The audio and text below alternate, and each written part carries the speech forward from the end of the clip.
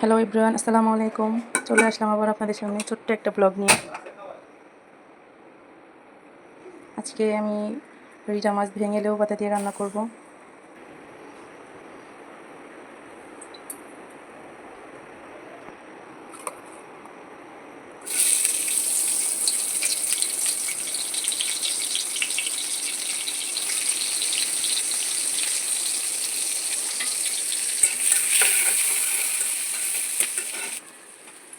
পেঁয়াজটা একটু ভেজে নেব, তারপরে মশলাগুলো দিব। পেঁয়াজটা ভাজা হয়ে গেছে, এখন 1 চামচ আদা রসুন বাটা দিয়ে দিচ্ছি, একটু জিরা ফাঁকি দিয়ে দিচ্ছি, হালকা একটু ভেজে নিয়ে বাকি মশলা দিয়ে দিব, একটু পানি দিয়ে দিব।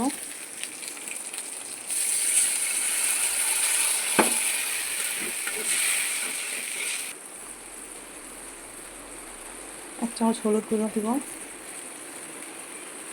1 চামচ মরিচের গুঁড়ো দিয়ে এটাকে ভালো করে কষিয়ে নিতে হবে।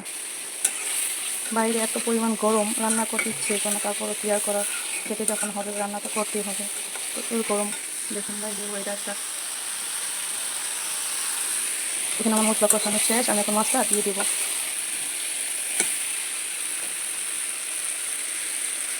এই মাছটা একটু গন্ধ গন্ধ লাগে, তো সেই জন্য আমি ভাবলাম যে ভেঙে লেবু পাতা দিয়ে একটু রান্না করবো। একটু নাড়াচাড়া করে ঢেকে দিব কিছুক্ষণের জন্য। আসলে মেয়েদের জীবনটা বড়ই কঠিন, ভালো লাগুক আর না লাগুক রান্না করে খেতেই হবে, পরিবারের সবার জন্য রান্না করতে হবে, এটাই স্বাভাবিক। ঈদ আসলে সবাই ছুটি পায়, সবাই ছুটি নিয়ে বাড়ি যায়, কিন্তু ঘরের বউদের কোনো ছুটি নেই। মেয়েদের জীবনটা সত্যিই বড় কষ্টের।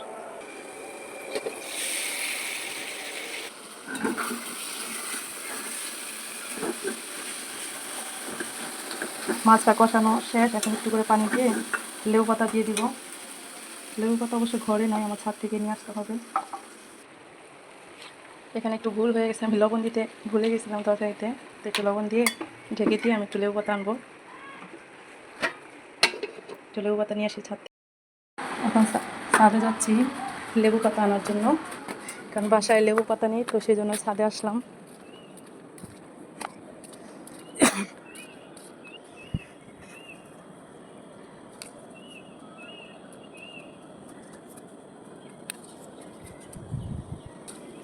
কয়েকটা কাঁচামরিচ পেকে গেছে, আমি 2টা ছিঁড়ে নিচ্ছি, তবে এতে দিয়ে দিব।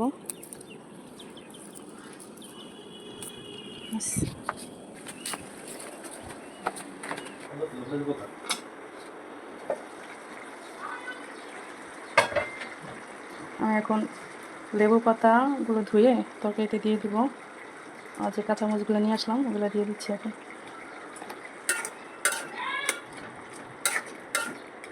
এখন ঝোলটা শুকায় আসলে আমি এটা নামাই ফেলবো।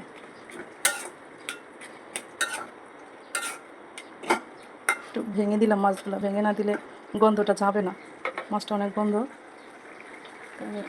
ঢেকে দিয়ে রান্না করবো। এখন আমার রান্না শেষ, এই দেখুন লাস্ট ফিনিশিং। তো চুলাটা অফ করে দিচ্ছি। ব্যাস, এটাই ছিল আমার মাছ রান্নার রেসিপি। কেমন লাগলো জানাবেন সবাই।